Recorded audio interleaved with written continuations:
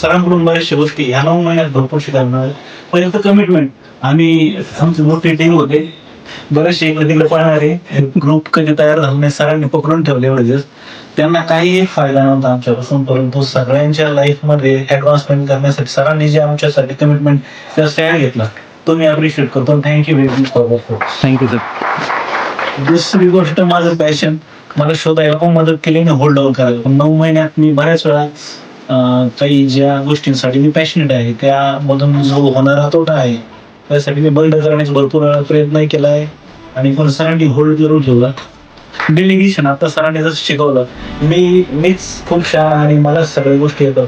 आता हे डॉक्टर्स मध्ये असतं आणि मीच सगळं करणार. आम्ही ते शटर उघडण्यापासून सगळ्यांनी करायचो, पण सरांनी थोडंफार म्हणजे ते त्याच्यावर फोर्स करून काही गोष्टी डिलीट करायला लावल्या. त्यामुळं मॅडमचं सुद्धा सर त्यामुळं मॅडम सुद्धा मॅडमला पण कधी कधी अलाउड पण करत नव्हतं मीटिंगला. हो. आणि लिटरली मॅडमने त्याच्यामुळं स्टँड घेतला स्वतःच्या लाईफसाठी. माझ्या मिसेसनी पण भरपूर प्रोग्रेस केला सरांच्या गायडन्समुळे. So thank you again sir. Thank you so much.